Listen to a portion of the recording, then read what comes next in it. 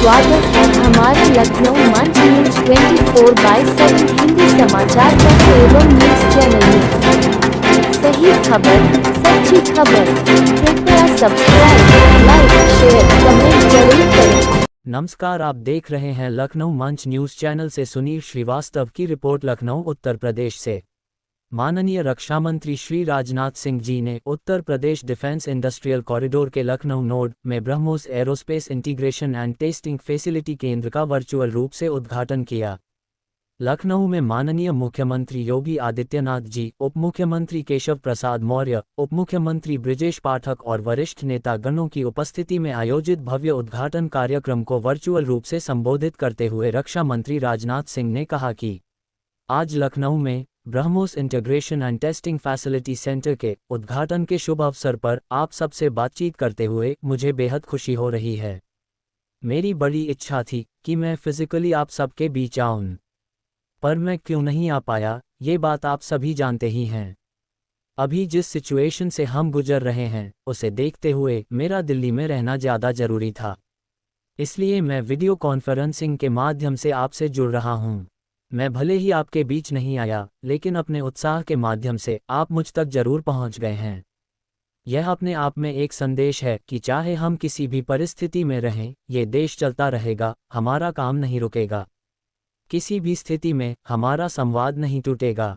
साथियों, आज का दिन हमारे शहर लखनऊ, हमारे राज्य उत्तर प्रदेश और हमारे पूरे देश के लिए एक ऐतिहासिक दिन है। आज का दिन मैं समझता हूँ उस शक्ति की आराधना का दिन है जो हमारी सेनाओं को संबल प्रदान करती है, जो हमारी सेनाओं में निहित होकर दुश्मन पर कहर बरपाती है। आज का दिन मेरे लिए व्यक्तिगत रूप से महत्वपूर्ण है, क्योंकि मैंने अपने शहर लखनऊ के लिए एक सपना देखा था कि मेरा शहर भारत के डिफेंस सेक्टर को मजबूत करने में एक बड़ा योगदान दे। वह सपना अब पूरा हो रहा है। साथियों, BrahMos integration and testing facility का उद्घाटन इसलिए भी महत्व रखता है क्योंकि आज का दिन बड़ा खास है। आप सब तो जानते ही हैं कि आज नेशनल टेक्नोलॉजी डे है। आज ही के दिन 1998 में श्रद्धेय अटल बिहारी वाजपेयी जी के नेतृत्व में हमारे साइंटिस्ट्स ने पोखरण में परमाणु परीक्षण करके दुनिया को भारत की ताकत दिखाई थी। वह परीक्षण हमारे साइंटिस्ट्स, इंजीनियर्स, डिफेंस पर्सनल और कई अन्य स्टेक होल्डर्स के अथक प्रयासों का परिणाम था। ये हमारे वैज्ञानिकों तथा इंजीनियर्स को रिकॉग्नाइज और उनके कंट्रीब्यूशन को एक्नॉलेज करने का दिन है। मुझे अच्छी तरह याद है जब मैंने इसका शिलान्यास किया था, उस दौरान मैंने यह इच्छा जाहिर की थी कि जितनी जल्दी हो सके इस प्रोजेक्ट को पूरा कर लिया जाए।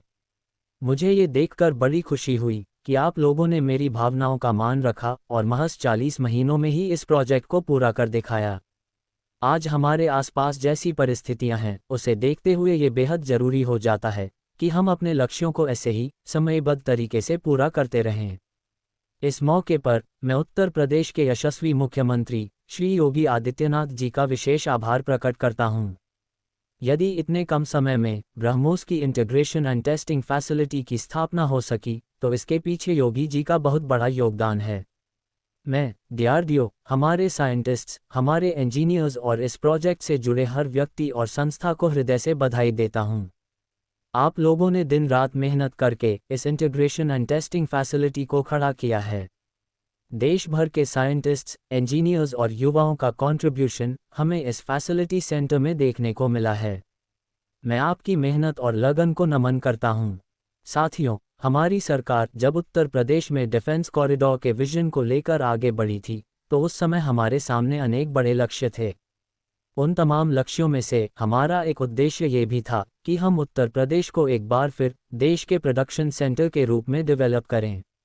अब डिफेंस कॉरिडोर लखनऊ सहित कानपुर, झांसी, चित्रकूट, आगरा और अलीगढ़ से होकर गुजरता है और ये सभी नोड्स आने वाले समय में विकास के नए केंद्र बनकर उभरेंगे। एक उदाहरण मैं आपके सामने रखूं तो आप में से बहुत लोगों को पता होगा कि एक समय कानपुर और आसपास का रीजन प्रोडक्ट्स की मैन्युफैक्चरिंग के लिए जाना जाता था। आर्थिक रूप से यह क्षेत्र बहुत समृद्ध था। इसे मैनचेस्टर ऑफ द ईस्ट कहा जाता था। लेकिन आज़ादी के बाद अनेक कारणों से आर्थिक प्रगति की राह में यह क्षेत्र पिछड़ता गया और कहीं पीछे छूट गया। मैं उन कारणों में तो नहीं जाना चाहूँगा, पर कहना ये चाहता हूँ कि अब डिफेंस कॉरिडोर के निर्माण के बाद यह क्षेत्र फिर से एक बार अपने पुराने वैभव को प्राप्त करने की ओर आगे बढ़ चला है। मुझे इसमें कोई संदेह नहीं है कि कानपुर विकास की उन ऊंचाइयों को छुएगा जो दुनिया के विकसित क्षेत्रों के लिए अनुकरणीय होगा। कल को वेस्ट में कोई क्षेत्र जब बहुत अधिक प्रगति करेगा तो उसे कानपुर ऑफ द वेस्ट कहा जाएगा। इसी प्रकार डिफेंस इंडस्ट्रियल कॉरिडोर के सभी नोड्स को डेवलप करने के लिए हम पूरी तरह से कमिटेड हैं। मुझे ये भी बताया गया कि अभी तक उत्तर प्रदेश डिफेंस कॉरिडोर में aircraft manufacturing, UAVs, drones, ammunition, composite और critical materials, small arms, textile तथा पैराशूट आदि में मेजर इन्वेस्टमेंट किए गए हैं। एक अच्छी बात यह है कि इस डिफेंस कॉरिडोर में हमें पब्लिक सेक्टर और प्राइवेट सेक्टर दोनों की ही बड़ी अहम भागीदारी दिखाई दे रही है। साथियों, जब मैं प्राइवेट सेक्टर की भागीदारी की बात कर रहा हूं, तो मुझे ये बताते हुए भी बड़ी खुशी हो रही है कि लखनऊ में ही PTC इंडस्ट्रीज लिमिटेड द्वारा titanium and super alloy material plants की शुरुआत की जा रही है। इसके अलावा 7 एडिशनल क्रिटिकल प्रोजेक्ट्स की भी नींव रखी जा रही है। ये निश्चित रूप से रक्षा क्षेत्र में भारत की आत्मनिर्भरता की गति को और तेज करेगा। हमारा सपना है कि उत्तर प्रदेश दुनिया के टॉप डिफेंस प्रोडक्शन और एक्सपोर्ट डेस्टिनेशन के रूप में जाना जाए। आज जो ब्रह्मोस फैसिलिटी शुरू हो रही है, मैं समझता हूं वह अब डिफेंस कॉरिडोर का गौरव होगा। ये सिर्फ उत्तर प्रदेश का ही नहीं, बल्कि देश का सबसे बड़ा BrahMos integration and testing facility centre है। ये रक्षा क्षेत्र में भारत की आत्मनिर्भरता के प्रयास को भी मजबूती प्रदान करेगा। साथियों, जहां तक ब्रह्मोस का प्रश्न है, तो आप सभी यह जानते हैं कि ब्रह्मोस दुनिया के सबसे तेज सुपरसोनिक क्रूज मिसाइल्स में से एक है। ब्रह्मोस सिर्फ एक हथियार नहीं है, बल्कि यह अपने आप में एक मैसेज है। मैसेज हमारी आर्म्ड फोर्सेस के स्ट्रेंथ का, मैसेज दुश्मन के प्रति हमारे डिटेरेंस का, मैसेज हमारी बॉर्डर्स की सेफगार्डिंग के हमारे कमिटमेंट का। पोखरण परमाणु परीक्षण में महत्वपूर्ण योगदान देने वाले मिसाइल मैन और हमारे पूर्व राष्ट्रपति डॉक्टर APJ अब्दुल कलाम ने ये कहा भी था, unless India stands up to the world no one will respect us in this world, fear has no place, only strength respects strength. अर्थात दुनिया कमजोरों का नहीं, बल्कि शक्तिशाली का सम्मान करती है। उनका विजन था कि हमें अपनी ताकत को और मजबूत करना होगा। जब तक कोई देश ताकतवर नहीं होगा, दुनिया उसका सम्मान नहीं करेगी। आज भारत दुनिया के सबसे शक्तिशाली राष्ट्रों में से एक है। हम लगातार अपनी ताकत और बढ़ा रहे हैं, और मैं समझता हूं कि आज जो फैसिलिटी सेंटर शुरू हो रही है, ये भारत की शक्ति को और मजबूत करने में सहायक होगी। साथियों, ये केवल एक फैक्ट्री का उद्घाटन भर नहीं है, बल्कि मैं समझता हूं कि यह रक्षा क्षेत्र में भारत की आत्मनिर्भरता की दिशा में एक बड़ा कदम है। उत्तर प्रदेश डिफेंस इंडस्ट्रियल कॉरिडोर बनने के पश्चात उत्तर प्रदेश के इंडस्ट्रियल डेवलपमेंट का एक नए सिरे से श्री गणेश हो चुका है। इस डिफेंस कॉरिडोर में अब तक कुल 180 के लगभग माउल साइन किए जा चुके हैं, जिसमें 34,000 करोड़ रुपए का इन्वेस्टमेंट प्रपोज्ड है। आपको ये जानकर खुशी होगी कि अभी तक इस कॉरिडोर में 4,000 करोड़ रुपए का इन्वेस्टमेंट किया भी जा चुका है। टेक्नोलॉजी डे के दिन इस हाई टेक्नोलॉजी प्लेटफॉर्म फैसिलिटी को इनॉग्यूरेट करना अपने आप में एक लैंडमार्क डे है, परंतु इसके साथ साथ यह भारत की नई इनोवेटिव एनर्जी को भी दिखाता है, जिसको हमने पिछले कुछ सालों में गति देने का प्रयास किया है। आप सब जानते हैं कि इस समय टेक्नोलॉजी के क्षेत्र में, खासकर critical, high and, frontier technology के क्षेत्र में बड़ी तेजी से बदलाव आ रहा है। चाहे सिविल सेक्टर हो या डिफेंस सेक्टर, आज रोज नई टेक्नोलॉजीज सभी प्रकार के प्रोडक्ट्स या सर्विसेज में क्रांतिकारी परिवर्तन ला रही हैं। हमारे जीवन का कोई भी ऐसा कार्य क्षेत्र नहीं है जहां टेक्नोलॉजी हमें डिसरप्टिव तरीके से प्रभावित न कर रही हो। दुनिया के हर क्षेत्र में इस टेक्नोलॉजिकल रेवोल्यूशन ने एक ऐसी उथल पुथल मचा रखी है जहां पुराने सारे एस्टैब्लिश्ड नोशंस तेजी से बदल रहे हैं और ऐसे नए परिवर्तनों का आगाज हो रहा है जिसके बारे में पहले हम सोच भी नहीं सकते थे। ऐसे में नेशनल टेक्नोलॉजी डे एक खास महत्व रखता है और इस खास दिन पर डिफेंस के क्षेत्र में एक हाई टेक्नोलॉजी फैसिलिटी को इनॉग्यूरेट करना मेरे, आपके और हम सब के लिए गर्व का विषय है। साथियों, ब्रह्मोस भारत और रूस के हाईएस्ट डिफेंस टेक्नोलॉजी का एक संगम है। जिस तरह हमारा उत्तर प्रदेश प्रयाग स्थित संगम के लिए दुनिया भर में जाना जाता है, उसी तरह आने वाले समय में लखनऊ भी इस टेक्नोलॉजी के संगम के लिए जाना जाएगा। ये संगम कई अनेक विशेषताओं को अपने अंदर समाहित करता है।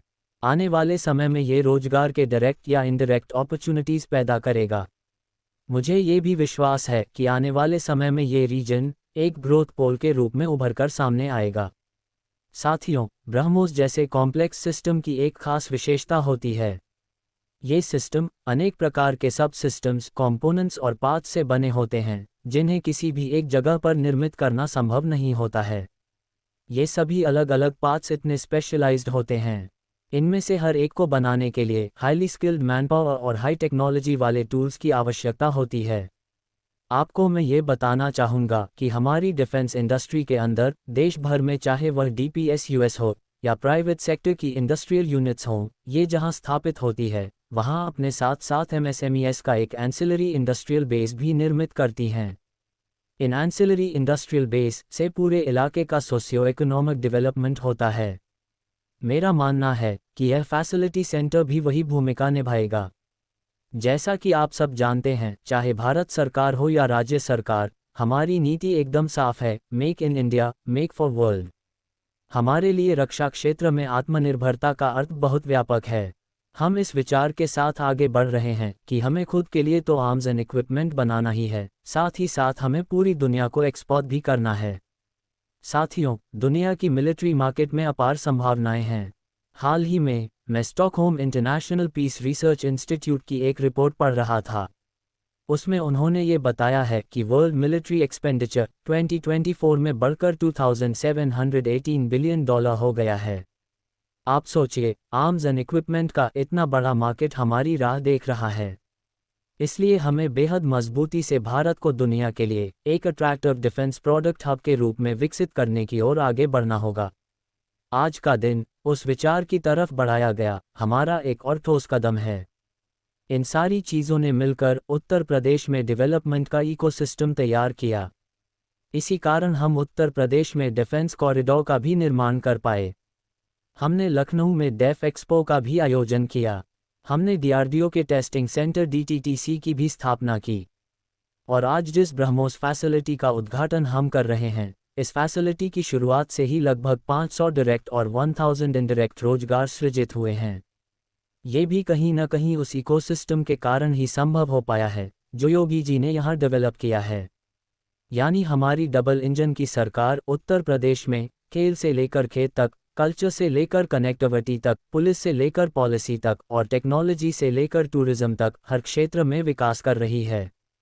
हर तरीके से उत्तर प्रदेश और भारत के डेवलपमेंट को लेकर हमारा रिजॉल्व, हमारी डेडिकेशन और हमारा कमिटमेंट और भी मजबूत होता जा रहा है। साथियों, 11 मई को पोखरण से जो आत्मविश्वास शुरू हुआ था, आज लखनऊ में वह और मजबूत हो रहा है। साथियों, अपनी बात समाप्त करने से पहले मैं कहना चाहता हूं कि जिन भारत विरोधी और आतंकी संगठनों ने भारत माता के मस्तक पर हमला करके कई परिवारों के सिंदूर मिटाए थे, उन्हें भारतीय सेना ने ऑपरेशन सिंदूर के माध्यम से इंसाफ दिलाने का काम किया है। इसके लिए आज सारा देश भारतीय सेनाओं का अभिनंदन कर रहा है। ऑपरेशन सिंदूर सिर्फ एक सैन्य कार्रवाई भर नहीं है, बल्कि भारत की राजनीतिक, सामाजिक और सामरिक इच्छाशक्ति का प्रतीक है। ये ऑपरेशन आतंकवाद के खिलाफ भारत की दृढ़ इच्छा शक्ति का और सैन्य शक्ति की क्षमता और संकल्प शक्ति का भी प्रदर्शन है। हमने दिखाया है कि भारत आतंकवाद के खिलाफ जब भी कोई कार्रवाई करेगा तो आतंकवादियों और उनके आकाओं के लिए सरहद पार की जमीन भी सुरक्षित नहीं रहेगी। भारतीय सेनाओं ने ऑपरेशन सिंदूर को पाकिस्तान में मौजूद आतंकी ढांचा ढहाने के उद्देश्य से लॉन्च किया था। हमने उनके आम नागरिकों को कभी निशाना नहीं बनाया था, मगर पाकिस्तान ने न केवल भारत के नागरिक इलाकों को निशाना बनाया बल्कि मंदिर, गुरुद्वारा और गिरिजाघर पर भी हमले करने का प्रयास किया। भारतीय सेना ने शौर्य और पराक्रम के साथ साथ संयम का भी परिचय देते हुए पाकिस्तान के अनेक सैन्य ठिकानों पर प्रहार करके करारा जवाब दिया है। हमने केवल सीमा से सटे सैन्य ठिकानों पर ही नहीं कार्रवाई की, बल्कि भारत की सेनाओं की धमक उस रावलपिंडी तक सुनी गई जहां पाकिस्तानी फौज का हेडक्वार्टर मौजूद है। मित्रों, भारत में आतंकवादी घटनाएं करने और कराने का क्या अंजाम होता है, ये पूरे विश्व ने उरी की घटना के बाद देखा जब हमारी सेना ने पाकिस्तान में घुसकर सर्जिकल स्ट्राइक की, पुलवामा के बाद देखा जब बालाकोट पर एयर स्ट्राइक की गई, और अब पहलगाम की घटना के बाद दुनिया देख रही है जब भारत ने पाकिस्तान के भीतर घुसकर मल्टीपल स्ट्राइक्स की हैं। आतंकवाद के खिलाफ जीरो टॉलरेंस की नीति पर चलते हुए हमारे प्रधानमंत्री श्री नरेंद्र मोदी ने स्पष्ट कर दिया है कि यह नया भारत है जो आतंकवाद के खिलाफ सरहद के इस पार और उस पार दोनों तरफ प्रभावी कार्रवाई करेगा। मैं एक बार फिर से BrahMos integration and testing facility centre और इस प्रोजेक्ट में शामिल सभी स्टेक होल्डर्स को बधाई देता हूं। मैं साथ ही पीटीसी इंडस्ट्रीज लिमिटेड को भी उनके एम्बिशियस प्रोजेक्ट पर बधाई देता हूं। इन तमाम प्रोजेक्ट्स की शुरुआत पर मैं लखनऊ और उत्तर प्रदेश की जनता को भी बधाई देता हूं, जो इस ऐतिहासिक पहल का हिस्सा बन रही है। इस अवसर पर माननीय उप मुख्यमंत्री श्री केशव प्रसाद मौर्य जी, माननीय उप मुख्यमंत्री श्री ब्रिजेश पाठक जी, माननीय मंत्री उत्तर प्रदेश सरकार श्री नंदगोपाल गुप्ता नंदी जी, माननीय सांसद राज्यसभा श्री ब्रिजलाल जी, माननीय पूर्व मंत्री एवं सदस्य विधान परिषद डॉक्टर महेंद्र सिंह जी, विधान परिषद श्री मुकेश शर्मा जी, महानगर अध्यक्ष भाजपा लखनऊ श्री आनंद द्विवेदी जी, माननीय सदस्य विधान परिषद श्री रामचंद्र प्रधान जी, माननीय सदस्य विधान परिषद श्री पवन सिंह चौहान जी, माननीय सदस्य विधान परिषद डॉक्टर शून्य लाल जी प्रसाद निर्मल जी, माननीय विधायक डॉक्टर राजेश्वर सिंह जी, माननीय विधायक श्री नीरज बोरा जी, माननीय विधायक श्री योगेश शुक्ला जी, सचिव रक्षा अनुसंधान एवं विकास विभाग एवं chairman DRDO doctor Sameer V Kamat ji, BrahMos aerospace के महानिदेशक एवं प्रख्यात वैज्ञानिक डॉक्टर जयतीर्थ राघवेंद्र जोशी जी, रक्षा मंत्री OSD KP सिंह, सांसद प्रतिनिधि दिवाकर त्रिपाठी जी और डॉक्टर राघवेंद्र शुक्ला एवं अन्य गणमान्यजन उपस्थित रहे।